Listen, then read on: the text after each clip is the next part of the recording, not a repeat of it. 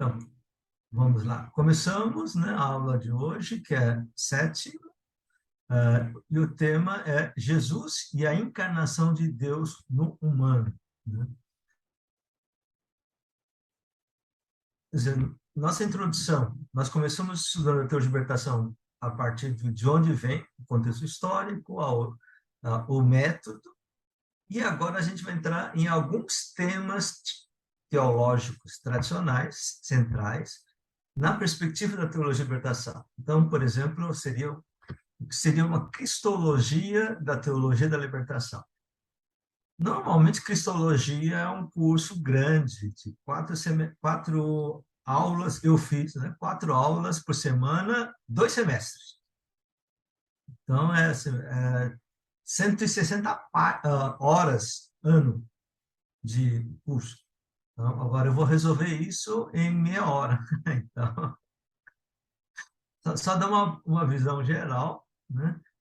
Um pouco da ideia. E eu não sei se todo mundo que está aqui assistindo agora ou assistindo depois tem uma ideia do que é cristologia e, particularmente, o conceito de Jesus histórico e Cristo da fé. E isto é fundamental essa diferença, porque normalmente a gente diz, não, Jesus Cristo é um só, e Jesus Cristo é filho de Deus, ou é Deus, e a gente não tem muito claro isso, é filho de Deus, mas se é filho de Deus, ele é Deus, não é Deus? Né? Essa é uma discussão que o povo faz não no cotidiano, mas para entrar na questão da cristologia da libertação, precisamos ver algumas coisas que foi discutido antes na teologia europeia, teologia moderna. E uma das coisas importantes da teologia moderna foi uma separação, uma distinção de Jesus, primeira parte, e Cristo, a segunda. Porque a palavra Jesus Cristo não é nome dele, né? Jesus, filho de Javé, é filho de José. Né? Israel não tinha sobrenome. Então é José, desculpe, Jesus, filho de José e da Maria da Galileia. Então, esse é um pouco quando se apresenta. Né? Então, o título Jesus Cristo, o Cristo significa, em grego, o Messias. Então, Jesus, Messias, é um título que coloca, ele é o Messias esperado, ou enviado por Deus. No fundo, é isso. Só que na tradição, na história, ficou com o nome dele, Jesus Cristo. Tá. E a gente diz, como é que sabemos quem é Jesus Cristo? Através do que aprende na igreja, e a igreja usa a partir das dogmáticas, das teologias, e essas teologias vieram teoricamente, da Bíblia, e especialmente dos evangelhos. E aí a gente pensa que o evangelho é uma biografia de Jesus. Então, além dessa questão da linguagem, né, quando Jesus andou sobre o mar, o que significa andou sobre o mar? Isso é meramente descrição ou é um texto teológico para fazer uma interpretação de alguma outra coisa ou de alguma outra pergunta? O problema. Essa é uma discussão que não vou entrar aqui, tá? Isso é a introdução à Bíblia, tá? Mas, particularmente, na questão de Jesus, nós temos um problema fundamental, que é, além dessa questão da linguagem, o Evangelho não é descrição histórica, factual do que aconteceu, mas uma forma, então, um tipo de catequese, onde você usa linguagens míticas, linguagens poéticas, linguagens narrativas do acontecimento, para falar a ideia central de que Jesus era o enviado por Deus, é o Filho de Deus. Tá? Então, e aí a questão importante é a seguinte: muita coisa que nós dizemos, Jesus Cristo é assim, foi assim e era assim, não é verdade. Como assim? Está dizendo que é mentira? Não, não é mentira no sentido moderno. Essa frase é mentira porque diz que tinha 15 pessoas, na verdade haviam 30, e, portanto, dizer que tinha 15 quando tinha 30 é uma mentira. Não é essa concepção. Tá? Quer explicar como foi, quem é e como foi a vida de Jesus e por que Jesus é o Messias. Vamos ver as narrativas. E na explicação dos evangelhos, para que as pessoas escreverem evangelho? Não, você tem assim, Jesus morreu no ano 30, tá? Mais ou menos com 36 anos, né? Isto é, Jesus não nasceu no ano 0, nasceu no ano 6 antes de Cristo. Porque isso foi um erro de cálculo de calendário na Idade Média. Tá? Então você tem a ideia. Jesus nasceu na Galileia, ele fez coisas, marcou a vida das pessoas, e a comunidade se manteve depois da morte de Jesus. É o tema da igreja, é a próxima aula. Né? Então, e depois de uns 30 anos, começa a aparecer textos para lembrar, porque o pessoal não sabia ler e escrever, a maioria, e as pessoas eram pobres, não tem papel, não tinha papel na época, era papiro, isso era complicado. Então, só que as pessoas, era tudo pela tradição oral. As pessoas antigamente guardavam as coisas e repetiam, né? Se encontravam nos encontros, o que seria o culto, que não era o culto, né, da Eucaristia, eles vão contando.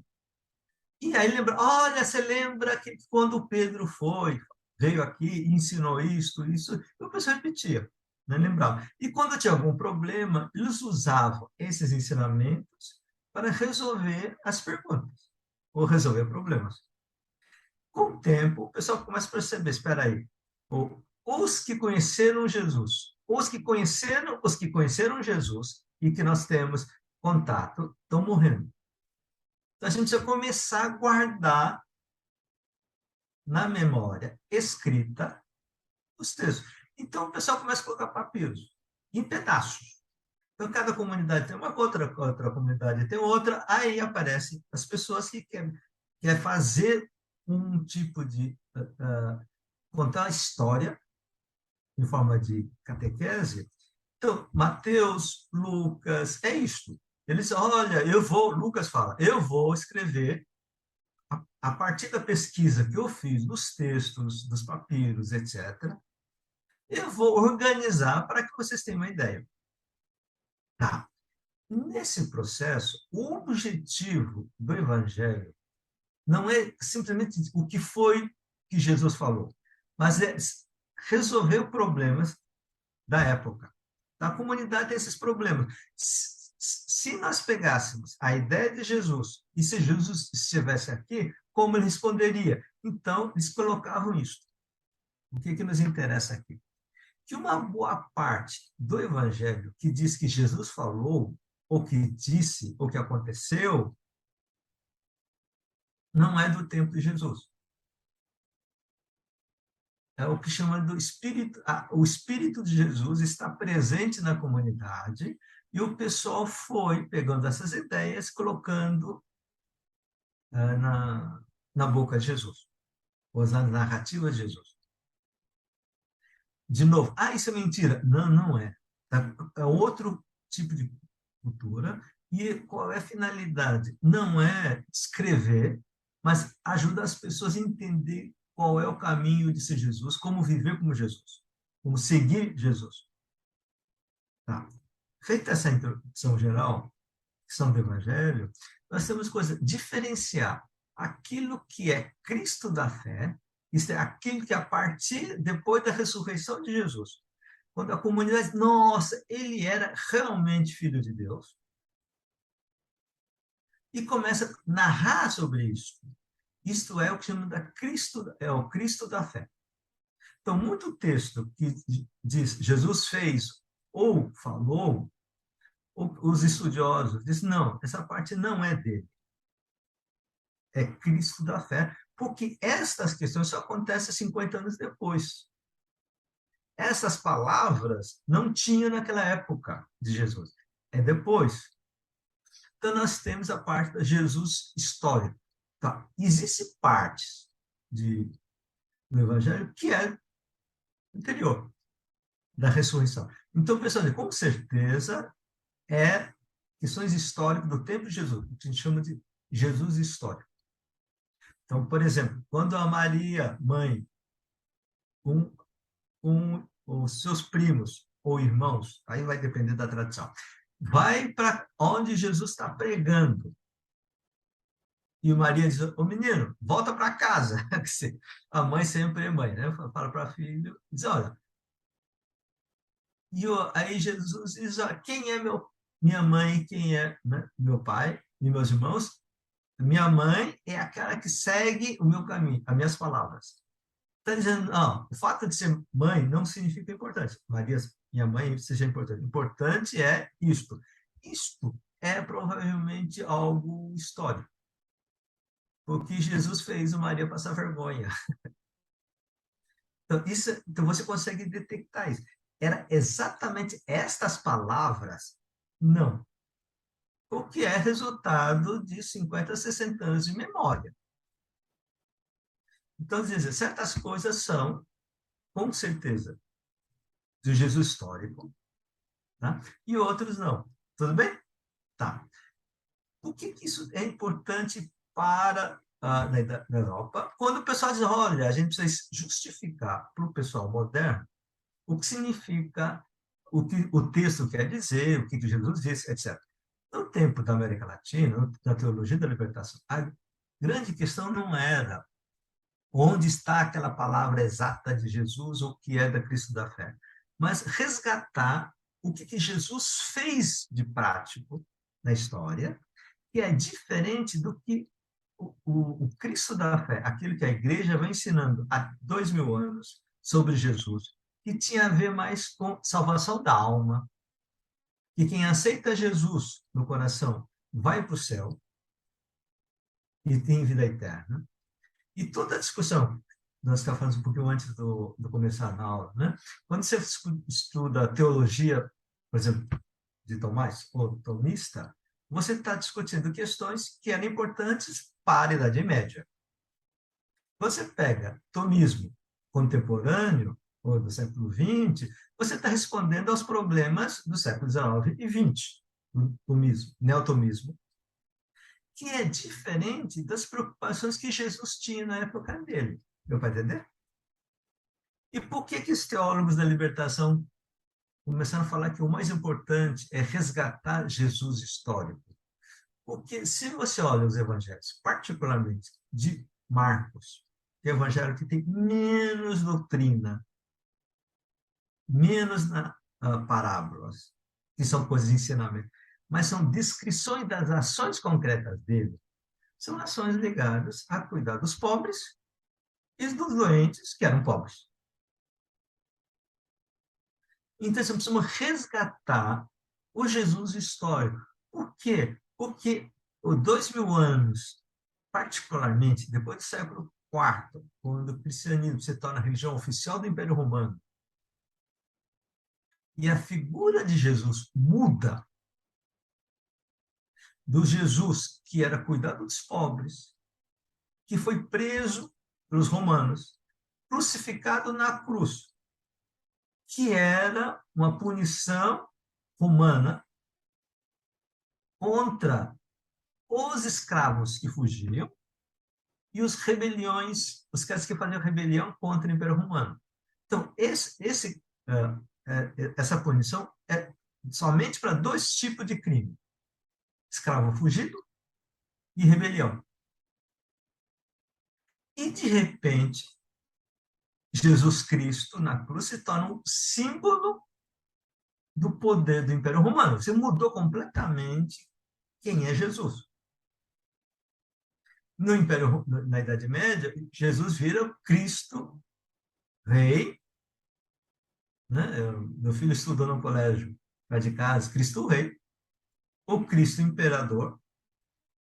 Se você olhar a história de Jesus, não tem nada a ver com... Ele nunca foi rei, muito pelo contrário. Então, a teologia da libertação vai resgatar essa dimensão. E a partir disso, a partir do Jesus histórico, do que nós temos, precisamos dizer, olha, então o que nós falamos sobre Jesus como Salvador, Cristo, Cristo está equivocado, está errado. Isso é primeiro foi essa é uma discussão, já apareceu na Europa, mas na América Latina vai ficar com força. E particularmente, então, quem é Jesus? Jesus é libertador dos pobres. Ele muda o título de Jesus Cristo, o Cristo Rei, para Jesus, o libertador dos pobres. Então, essa é uma disputa teológica. Então, por exemplo, eu sou da época de 70, 80, começa a aparecer, por exemplo, igreja, construía igreja na comunidade, na periferia, e tinha Jesus operário. Ué, como Jesus operário? É feio. Jesus é rei, Jesus é isso, coisa grande. Não. O orgulho era, não, Jesus era operário. Esse orgulho para quem? Para o trabalhador, não para rico. Então, essa discussão sobre o nome de Jesus é expressão de uma luta teológica sobre qual é o papel do cristianismo frente aos problemas sociais, aos conflitos sociais. Então, a igreja, depois do Império Romano, depois do Constantino, depois, quando na Idade Média a igreja se torna a principal força de poder da Europa, porque o cristianismo só está na Europa, né? E na Palestina. A China nem sabia disso, né? Mas, então, no mundo europeu, é isto. Então, a força principal da igreja. E aí, o papel da igreja é dizer que a igreja é poderosa porque vem de Deus. E aí, o Deus que está junto com a igreja é o Deus poderoso. Daí vai ter, construir aquelas catedrais gigantescas, a Basílica de São Pedro, por exemplo. Né? E aí você tem essa coisa. Então, a teologia de libertação vai resgatar a ideia do Jesus histórico que cuida, que liberta, que trabalha com os pobres. Esse é o primeiro cultura, vamos dizer assim. Né? E aí vem. Está claro isso? Ótimo. Então tá. Aí quando a segunda parte. Né? Então, quando a pessoa começa a discutir Jesus Cristo Libertador, então, o famoso livro, o mais conhecido, acho que no Brasil, foi do Leonardo Boff, né? Jesus Cristo Libertador. Assim, a cristologia do Leonardo Boff é uma característica interessante. O livro que Leonardo Boff escreve quando ele volta do doutorado na Alemanha é sobre cristologia, mas numa perspectiva cosmológica do Teilhard de Chardin. Tá? Teilhard de Chardin é um teólogo jesuíta, tá? Na virada do século XX, que era como é que é? Paleontólogo. Foi na China, etc. Né? Porque ele começou a discutir questões teológicas de uma forma moderna, discutindo com ciência moderna. A igreja botou ele e disse: não, você não pode fazer esse tipo de teologia, mandar. E como estava com paleontologia, mandaram para a China e ele começa a fazer uma outra teologia que fala sobre o universo. Nasceu em Deus e vai terminar, vem de Deus, vai terminar com a planificação do universo, com a ai, faz tempo que não falo essas palavras. Cristificação do universo. Né? E aí, o Leonardo Boff escreve isso, está tentando oferecer uma visão cristológica moderna, falando dialogando com a ciência sobre o universo e que tudo está dominando, movido pelo Espírito Santo. Né? Depois, ele vai recentemente vai falar de energia, o espírito que move o universo, tira o santo, mas é isto. Né? Então, ele vem essa origem lá do começo. E aí, quando ele assume essa questão da teologia de libertação, ele coloca com essa visão otimista, tudo vai para chegar ao que Deus preparou. Então, Não, o universo vai caminhar nesse sentido, do fim, do sentido último da vida boa, que é o Teyashadam, e, portanto, na história também, o caminho vai para o processo da libertação dos povos. E aí é um tema otimista, não é isto. Então, nesse sentido, na década de 70, 80, havia muitos jovens, seminaristas, candidatos a freira ou não, que não, a história foi feita para chegar a essa libertação de tudo. O sentido último de Jesus entrando na história é a libertação dos pobres. E nós descobrimos isso. Chegou o momento, nós vamos participar dessa luta pela libertação dos pobres, que está garantido, de uma certa forma, né? Porque Deus, o enviado por Deus, o Filho de Deus, está aqui com a gente. Pronto. E aí me inscreveu essa expectativa. Tudo bem?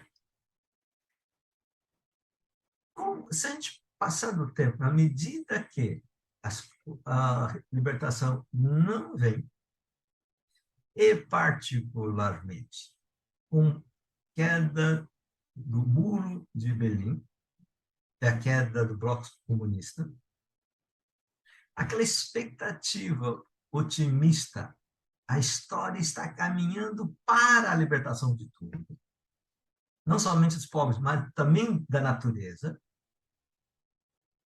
E você tem uma ideia de que a história está pré-estabelecida. Então, seja por destino ou porque, na perspectiva marxista, de que as forças produtivas levam a isso, seja porque Deus está dirigindo o espírito do universo. Pronto. Quando você acreditava que o capitalismo era ruim e que nós estamos caminhando para o socialismo, que é melhor do que o capitalismo, depois a gente vai chegar ao nível próximo, último, que é comunismo ou reino de Deus, nós temos uma quebra. O socialismo, em vez de ganhar, perdeu, quebrou feio, e o comunismo, o capitalismo explodiu, venceu. Então, se criou uma frustração. Isso é uma das razões por que o movimento da teoria de libertação perde o impacto. Você tinha expectativa. Não funciona, mas a pessoa vai com não, vamos, que vamos, tá, vamos resistir, pum, cai. E aí começa a aparecer os primeiros a pensar, não, cristologia não dá conta, então, cristologia de libertação, cristologia de libertação dos pobres, de Leonardo, que é a figura mais conhecida, estava comentando, né? Ele deixa de falar de cristologia e começa a falar, olha, a história parece estar com problema, etc., mas o universo está caminhando. Porque o universo não é mais a cristologia, não é mais cristianismo, mas é todo espírito. Aí Leonardo Boff vai ter um livro sobre o tal da libertação, o tal da China. Não é o tal, mas é tal, né? T-A-O, né? Que isso está dizendo, olha, é, os físicos, como tem Yasha etc., falou, os filósofos falam, isso, não importa se parece que os povos estão perdendo, ou que temos um problema ecológico, mas o universo caminha para isso. Logo, tenha esperança. Então, é um jeito de manter uma esperança barra otimismo. Tá. Nesse processo, você tem outros teólogos da libertação, que são teólogos, e vão reler a Bíblia de novo. E um autor da cristologia da libertação, que é o mais importante, que chama John Sobrino, é um jesuíta que mora em América, ele é da El Salvador, ele nasceu na Espanha e vive no El Salvador há muito tempo, e é da comunidade dos 6 jesuítas que foram assassinados, lembra, nos anos 90, 80 para 90, na época da ditadura militar no El Salvador, tinha uns padres jesuítas extremamente teólogos muito importantes, né? Ela Curia era o principal dele, e John Sobrino, os dois eram do nome, e John Sobrino, Leonardo Boff, recebeu um convite para dar um curso em Filipinas, Leonardo, por um motivo, falou: seu sobrinho, você pode me substituir, etc. E ele foi. Por isso que ele não foi morto. E enquanto estava lá, um pistoleiro entrou e matou todos que estavam no convento, no almoço, que era horário que todo mundo comia. Então, mataram também a cozinheira, a filha da cozinheira. Então, o John Sobrinho é alguém que falava da Cristologia da Libertação numa situação de muita miséria e de dor, de violência. Ele vinha dizendo: olha, tudo bem, essa esperança, mas não está. Então, no início, não vai acontecer porque Jesus, Deus, etc. Né? Eu conheci, tive muitos contatos com o João Sobrinho, mas um padre da comunidade, que era, na época era seminarista, ele falava assim, ele dizia assim: não, João Sobrinho vem com essa ideia, não, porque vai. E esse, Sobrinho, nós gostamos muito de você, mas nós não acreditamos mais no que você fala, nessa esperança, não vai acontecer.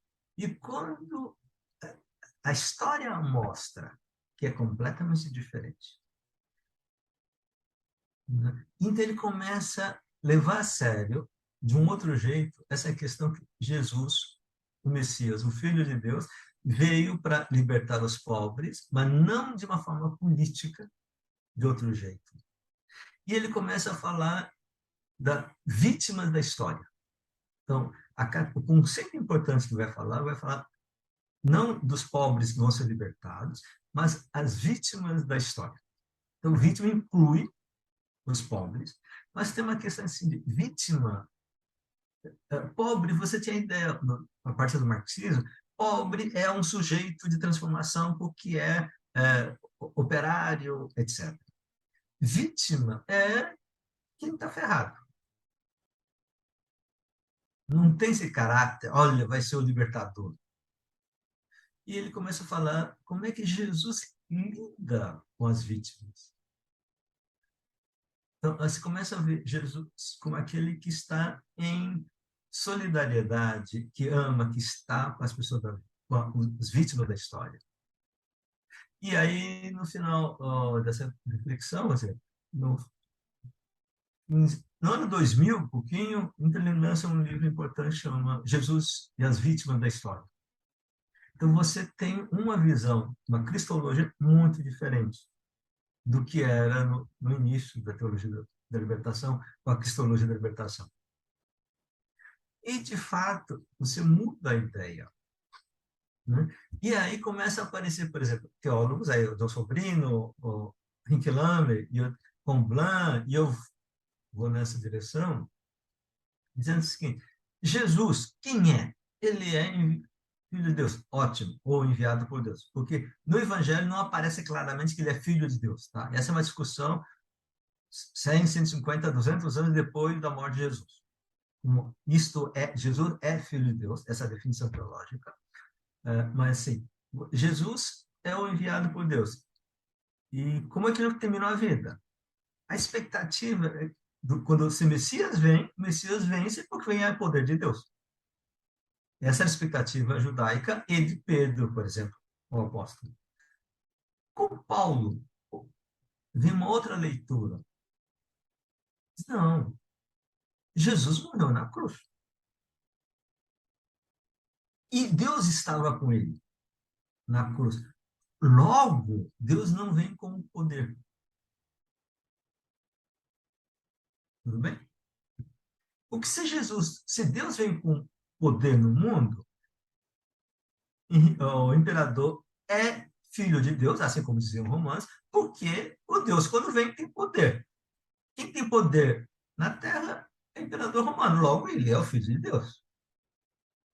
Ponto. E os evangelhos sempre falam: Deus não é poderoso, Deus é amor. Então, essa é uma discussão, reflexão posterior, que a comunidade chega a isso. Deus não é poderoso, Deus é amor. É o Evangelho de João que vai explicitar isso. E para ter essa ideia, vem disso.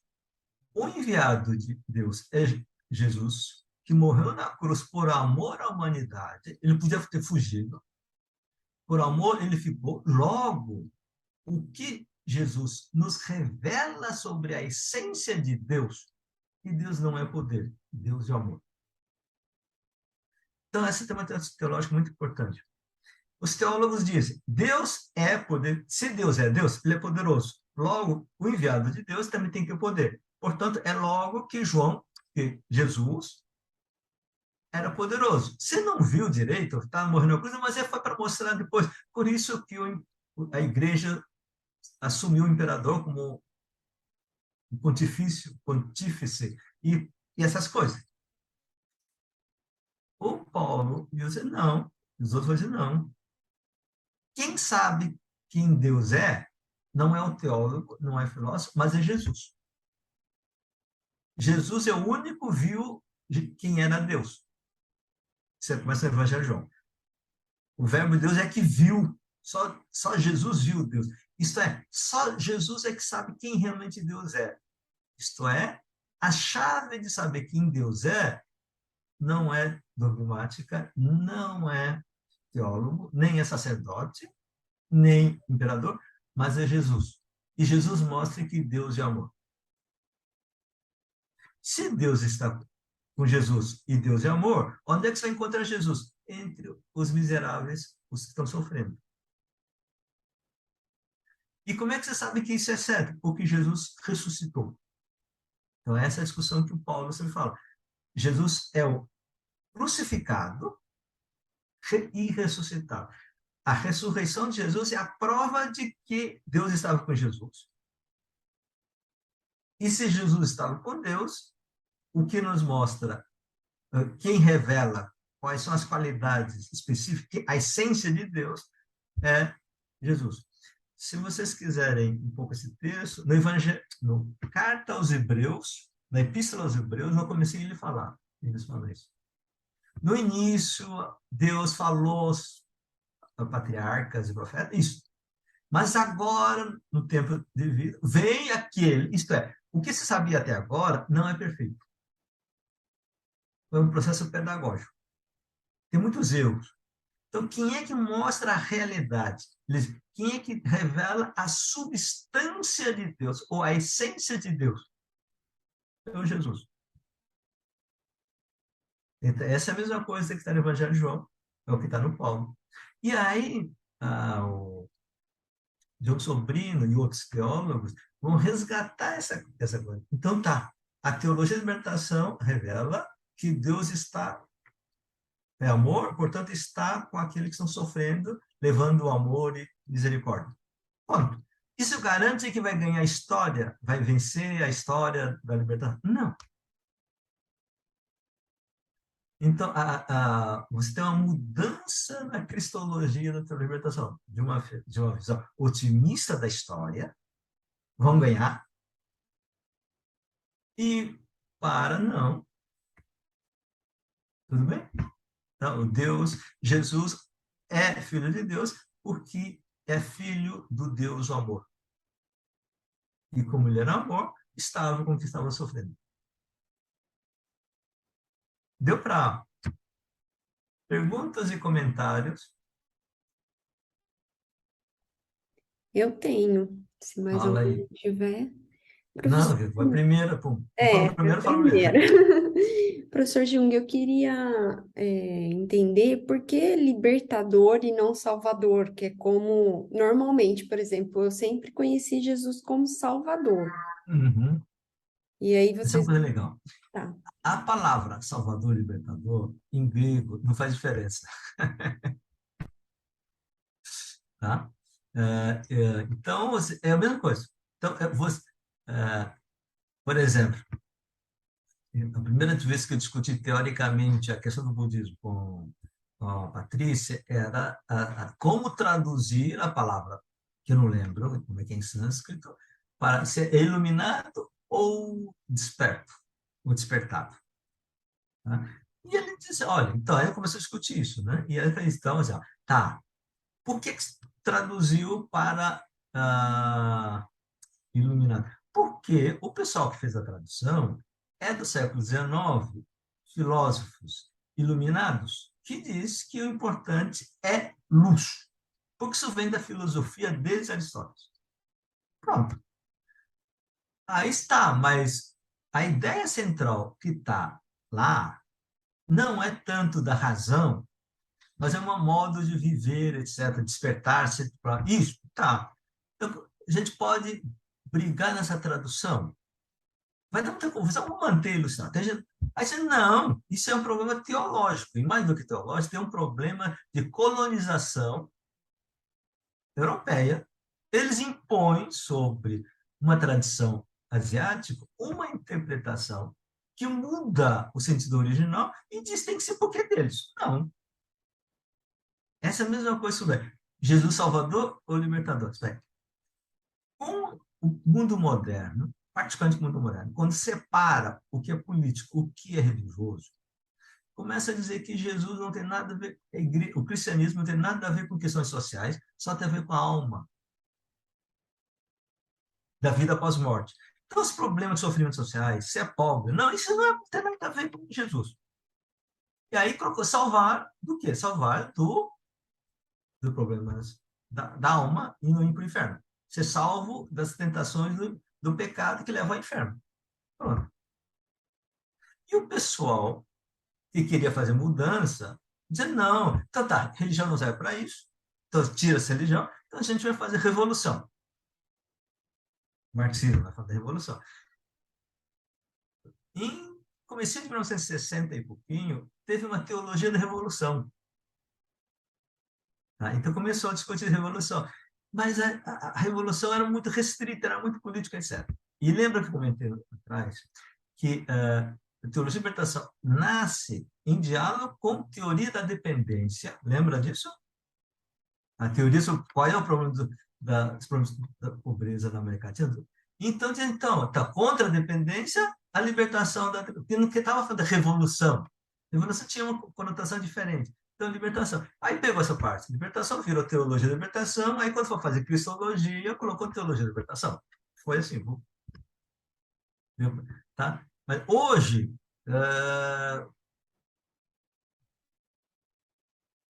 poderia manter teologia da libertação? Sim, por causa que ficou.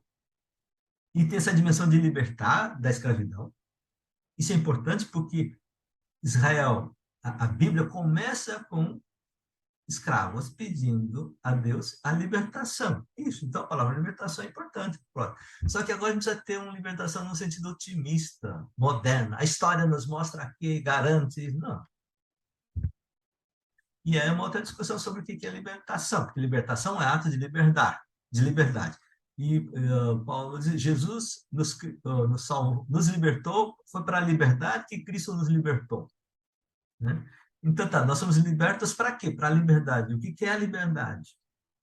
Então, tem uma outra discussão. Eu estava lendo, estudando antes da aula aqui hoje, estou estudando um autor neoliberal, Hayek, e ele está discutindo o que é conceito de liberdade. Aí está dizendo, olha, o mundo moderno diz isso não está errado, porque o verdadeiro conceito de liberdade é isso. Né? Eu vou enfrentar essa discussão dizendo, ó, na perspectiva contrária, o conceito de liberdade é isso, não é aquilo. Então, essa é uma disputa importante filosoficamente, filosófica e teologicamente. E todo ser humano deseja Gostei liberdade. muito. Eu gostei Uhum. muito a liberdade, ela implica muitas coisas, né? A salvação fica uma coisa muito abstrata e não traz essa questão que você colocou, né? De ação social mesmo, de como que a gente vai fazer, trazer Jesus para o nosso mundo, né? Para o nosso dia a dia, como É, a gente se conecta com isso, né? Porque fica uma coisa muito abstrata. Muito obrigada, professor, gostei bastante. e mais? Professor, Felipe, fala aí, Thaís, fala aí. eu fiquei com um negócio na minha cabeça. É, tem todo esse contexto que está ligado à questão de revolução, de luta de classe que vai surgindo, né? E tem todas. Tem bastante crítica em cima, né? Principalmente de pessoal de direita, tem um negócio muito assim. ligado à alma, salvação do transcendente, é um negócio lá, e eles caem matando em cima.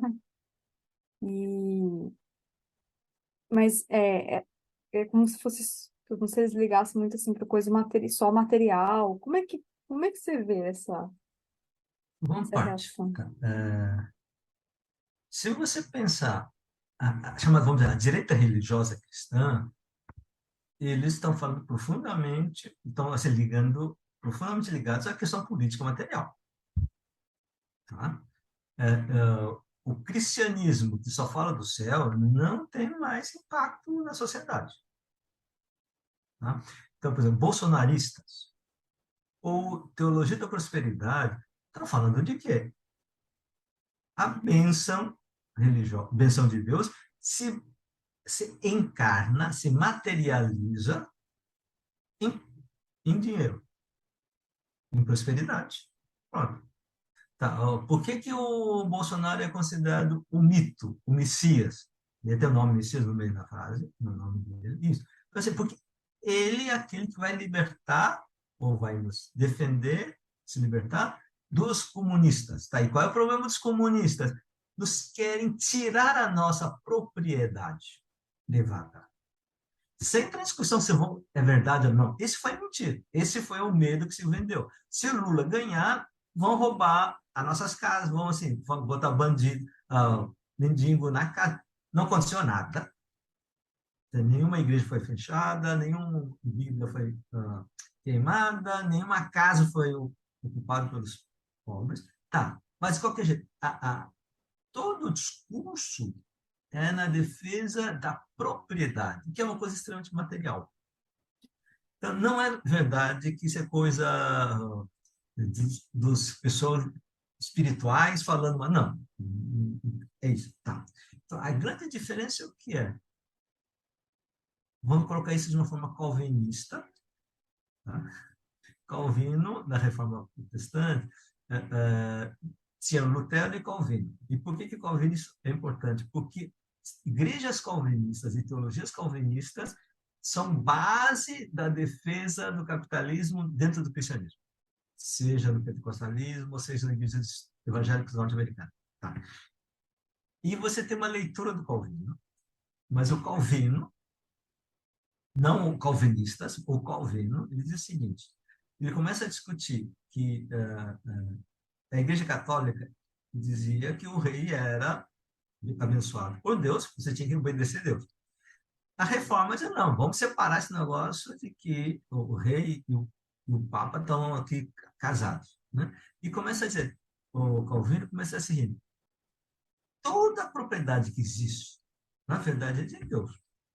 Deus criou para nós. Que ninguém criou a base. Eu sou dono da casa, do prédio, da fazenda, ou do terreno. Você, você construiu? Você que criou? Não. Então você vem de Deus, não é teu. Aí diz, para organizar a vida, porque sempre também é organização, vira um caos, as pessoas morrem. Então diz, Deus pode colocar pessoas para administrar, é um pouco mordomo. Você não é dono. Quando você for morrer, Deus vai te prestar, vai pedir contas. O que que você fez? Você cuidou da justiça, dos pobres, etc. Então você tem uns calvinistas de esquerda, tá? É difícil de achar. Agora, mas assim, na década de 90 tinha um monte. Em nome do calvinismo, tudo bem, aceitamos propriedade, mas não pode ser desse jeito. Você tem que cuidar de todos. E para organizar, vamos ter administradores, tudo bem. Mas o administrador é administrador, não é dono, etc. Então, essa era uma coisa mais, não, vamos dizer, esquerda. É esquerda no sentido de que todo mundo tem direito a viver dignamente. Que são coisas sociais, materiais e sociais. Né? E a direita diz, não, um grupo tem, o resto se vira. Não tem direito. Né? Então, a diferença entre direita e esquerda, tá? E quem colocou isso foi um filósofo, jurista, Norberto Bobbio, né? Norberto Bobbio, né? Felipe não, cadê o Gabriel? É o advogado aí, ó. Ele mesmo. Norberto É o Bobbio, né? Bob. Norberto Bob, é ele mesmo. Isso. Ele tem um livro chamado Direita e Esquerda. Depois que vem a ideia de que acabou o idealismo, porque depois do comunismo, quebra do bloco socialista, não tem mais que se conversa. Eles, não. O mundo se divide em dois tipos de pessoas. Os que acham que a desigualdade social é uma coisa normal e boa. É o que gera o progresso. Tá? E você tem a esquerda que diz, reconhecendo que não é possível acabar com a desigualdade, excesso de desigualdade é injusto. Você precisa diminuir o número de desigualdade. Então ele separou entre direita e esquerda. E o Bob não é de esquerda, tá? Ele é liberal. É inteligente. O mundo não funciona assim. E você, de fato, tem pessoas que dizem, olha, então, você vai encontrar no budismo, no cristianismo e outras religiões que tem essa ideia, intuição básica de que há diferenças de função, de qualidade de trabalho, etc. Mas certo mínimo de igualdade básica faz bem para a sociedade e para nós, para as pessoas. E a direita diz, não, o motor do progresso, o motor do futuro é desigualdade. Porque desigualdade é que gera as pessoas mais competentes a avançar. E então, se traz, se vive. Você fica para trás e morre, pronto.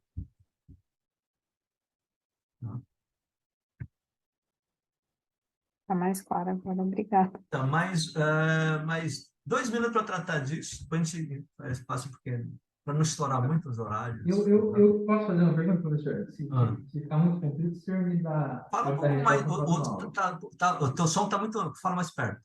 Tá melhor agora? Tá melhor. Quero o fone de ouvido aqui, que tem microfone no fone. Essa questão de Jesus. São duas perguntas, na verdade. Essa questão de Jesus histórico, né? O modelo de investigação de Jesus histórico, ele tem o objetivo de levar ao reconhecimento de uma razão prática, ou de dar um modelo de razão prática para você. Porque que eu vejo que existe uma tentativa de, vamos dialogar a razão prática, que é, vamos dizer assim, própria do catolicismo, com uma lógica que é secular, por exemplo, do marxismo, e vamos estabelecer um diálogo aqui com aquilo que veio da secularização. E aí, galera, vamos dizer assim, mais conservadora da igreja, fala assim, não, esse pessoal é materialista, a gente não fala com eles porque você está negando Cristo. E aí, me parece que, numa tentativa de você estabelecer um diálogo entre a razão prática do católico e uma razão prática secular, por exemplo, através do marxismo, vamos dizer assim, o pessoal extrapola isso e começa a xingar a coisa como se tivesse algum potencial para negar Cristo. Quer dizer, como é que o senhor vê essa situação? Quer dizer, existe realmente uma contradição entre a razão prática, né, que está presente no diálogo da teologia da libertação, com relação ao que é a razão prática, por exemplo, né, vamos dizer assim, no que a catequese da igreja ensina, e por que motivo uma reação tão forte dessa ala conservadora em dizer assim, não vamos falar com esses caras? Não. É uma pergunta ou duas? Só achei uma. São dois focos, mas a pergunta é uma mesmo. Então. Vamos lá. Essa questão do Cristo, Jesus histórico e Cristo da fé é semelhante com o problema do Jesus Buda histórico e Buda da fé, tá? É a mesma história. Então, como é que se faz pesquisa nisso? Não, porque esses textos dizem que aconteceu com Jesus, com Buda ou com Jesus. Aí eu penso, não, parece, mas não pode ser, porque essa questão, essa palavra, não aparecia naquela época ainda.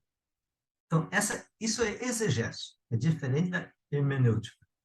Tá? Mas, assim, para fazer uma boa teologia, você precisa ter parte exegética, que vai discutir filologia. Olha, essa palavra não estava naquele lugar, o sentido mudou, etc. E a questão hermenêutica. Então, aí, a questão do Jesus histórico, isto é uma questão teórica que não é muito antiga, na verdade. Por exemplo, Agostinho já falava, não do Jesus histórico, mas essa questão, o problema do texto e da tradição oral. Ele diz assim, olha, existem três formas de ler a Bíblia. Uma forma literal, outra de uma forma analógica e outra de uma forma metafórica, espiritual. Então, você não pode levar a sério, você não pode fazer uma leitura literal. Eu sempre brinco assim, toda criança, quem era criança, lia gibi, Mickey e Pateta, não é isso? Todo mundo já viu? Já leu, assistiu isso? Alguém já, ao ler isto, entrou em discussão como é que rato pode dialogar com cachorro? Ninguém, você pergunta idiota. Isso é gibi, meu, não é biologia. Isso é o problema. Você está confundindo o gênero literário. Gibi com um livro de ciência. Assim como um livro religioso. A Bíblia é uma biblioteca de 73 livros, se for católico. Né? E aí você vai encontrar, cada livro tem um tipo de gênero literário. E mesmo dentro de um livro, pode encontrar vários gêneros dentro de um único livro. É isto. Então, sabe, então você tem esse problema. E aí, ao discutir a questão do Jesus histórico, o pessoal já está isso. O que a gente quer entender? Porque era um pessoal sério. Eu quero seguir Jesus. Porque uma das coisas que eu não comentei, né? Com o cristianismo, uma religião oficial, né? Jesus deixou de ser a pessoa que você segue, que aparece no Evangelho, seguir a Jesus, e se tornou um objeto de adoração. Religião faz adoração. Você senta diante da estátua de Buda, de Jesus ou de outra coisa e você adora. Liga, põe vela, faz isso, faz aquilo, pronto, acabou. Isso. Você adorei, fiz o que tinha que fazer. Isso é adoração. Seguir Jesus, Buda ou outros, é isso. Eu quero, ele é o meu modelo de ser humano que eu quero ser, quero se aproximar, e eu vou seguir. Isso afeta toda a minha forma de viver. Então, para você recuperar o que é, como é que é essa do caminho de Jesus, você tem que resgatar o caráter histórico de Jesus, deu para entender? E eu, para recuperar o caráter histórico de Jesus, começou a discutir teoricamente Jesus histórico. Pronto. Agora, você pode ter Jesus, o cara que segue o caminho de Jesus, que é individualista, burguês, que diz, olha, eu sou uma pessoa boa, mas eu não discuto questões econômicas sociais. Eu sou uma pessoa que ama, que tal, tudo, cuida das dois, tudo bem, mas não quero discutir de política, economia. Tá bom, isso. Na perspectiva da libertação, diz, olha, não dá para ser seguidor de Jesus sem sentir nada, sem não ter nenhuma posição frente a esse número enorme de miseráveis, de famintos. Então, não dá para seguir Jesus sem ver isso. Por quê? Aí você vai comer. Porque basta ler os evangelhos. Na campanha da Fraternidade Santa, Cristo fala isso. Jesus ficou triste, tal, mas, sim, chocado, com tanta gente passando fome, tanta gente tinha que comer. Isso. Os seguidores de Jesus eram pobres. Não eram, não tinham o que fazer, já tinha todo o dinheiro garantido, porque filho de um cara rico e tal.